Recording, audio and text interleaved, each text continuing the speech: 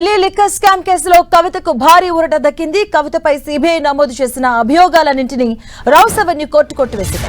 ఈ మేరకు ఉత్తర్వులు జారీ చేశారు సిబిఐ ప్రత్యేక కోర్టు జడ్జి జితేందర్ సింగ్. కవితతో పాటు ఈ కేసులో ఉన్న 23 మంది నిందితులు తప్పు చేశారని, సాక్ష్యాధారాలు లేవని తెలిపింది రౌస్ అవెన్యూ కోర్టు. ఇదే అంశానికి సంబంధించిన పూర్తి details Telangana input editor Kalyan అందిస్తారు. కళ్యాణ్, మాధవి, ఖచ్చితంగా ఇది తెలంగాణ జాగృతి అధ్యక్షురాలు కవితలకు ఒక భారీ ఊరటగా చెప్పాలి. కవితతో పాటు ఆమ్ ఆద్మీ పార్టీ అధ్యక్షుడు కేజ్రీవాల్ కూడా ఇది ఒక ఊరట. ఆయన సీఎం గా ఉన్న సమయంలోనే జైలుకి వెళ్లాల్సి వచ్చింది. కవిత కూడా ఇదే ఢిల్లీ లిక్కర్ స్కామ్ కేసులో జైలుకు వెళ్లి గడపాల్సి వచ్చింది. మొత్తానికి ఆరోపణలు తీవ్రస్థాయిలో ఎదుర్కొంటున్న అటు ఆమ్ ఆద్మీ పార్టీ కానీ, ఇటు తెలంగాణ జాగృతి అధ్యక్షురాలు కవిత కానీ ఈరోజు rows avenue court, CBI court ఇచ్చిన జడ్జిమెంట్ ద్వారా భారీ ఊరటగా చెప్పాలి. ఇది ఖచ్చితంగా దీన్ని గత ఎన్నికల ముందు, అసెంబ్లీ ఎన్నికల ముందు కేసు నమోదైంది. ఆ తర్వాత పార్లమెంట్ ఎన్నికల ముందు కవితను జైలుకు పంపారు. ఇదంతా కూడా రాజకీయ కుట్రలో భాగం. ఇదంతా బీజేపీ చేస్తుంది. Aam Aadmi party BRS target గా అప్పుడు అధికారంలో ఉన్న, కేంద్రంలో అధికారంలో ఉన్న బీజేపీ ఇప్పుడు కూడా అధికారంలో ఉంది. బీజేపీ చేస్తున్న కుట్రగా అప్పుడు ఆరోపణలు పెద్ద ఎత్తున వచ్చాయి.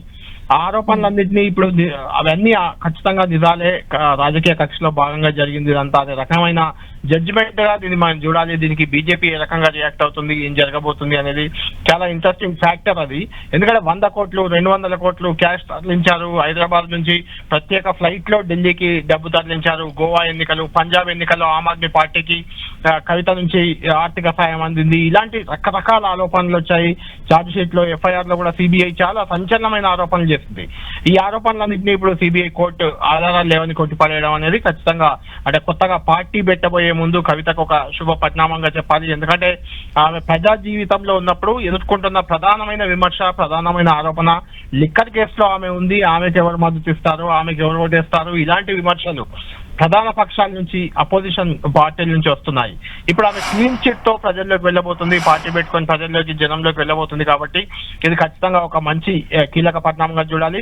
అటు ఆమ్ ఆద్మీ పార్టీకి కూడా, ఆమ్ ఆద్మీ పార్టీ అనేది అవినీతి రహిత పార్టీగా, అవినీతి రహిత పోరాట పార్టీగా దానికి ఒక గుర్తింపు ఉంది. అలాంటి ఆ పార్టీ అవినీతిలో కూరుకుపోయిందనే విమర్శలకు కారణమై చివరికి సీఎం ఓడిపోవాల్సి వచ్చింది. కేజ్రీవాల్ ఢిల్లీ ఎన్నికల్లో కూడా ఓడిపోవాల్సి వచ్చింది. కాబట్టి ఇప్పుడు ఇది ఖచ్చితంగా ఇటు ఆమ్ ఆద్మీ పార్టీకి కానీ, ఇటు కవితకు కానీ ఇది ఊరటగా చూడాలి.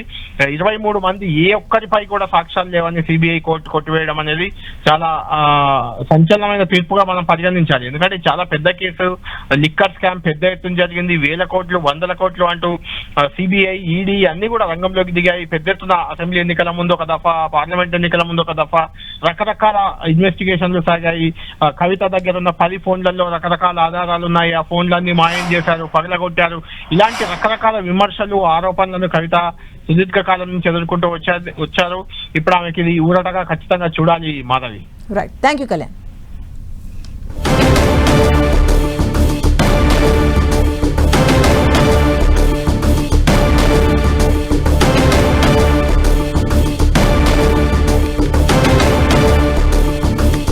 ఢిల్లీ లిక్కర్ స్కామ్ కేసులో కవితకు భారీ ఊరట దక్కింది. అలాగే కవితపై సిబిఐ నమోదు చేసినటువంటి అభియోగాలన్నింటినీ కూడా రౌస్ అవెన్యూ కోర్టు కొట్టివేసింది. ఈ కేసులో ఉన్నటువంటి 23 మంది అభియోగాలు ఉన్నటువంటి వ్యక్తులపై కూడా క్లీన్ చిట్ ఇవ్వడం జరిగింది. ఉత్తర్వులు జారీ చేశారు సిబిఐ ప్రత్యేక కోర్టు జడ్జి జితేందర్ సింగ్. అలాగే కవితతో పాటు ఈ కేసులో ఉన్నటువంటి 23 మంది నిందితులు తప్పు చేశారని, సాక్ష్యాధారాలు లేవని తెలిపింది రౌస్ అవెన్యూ కోర్టు.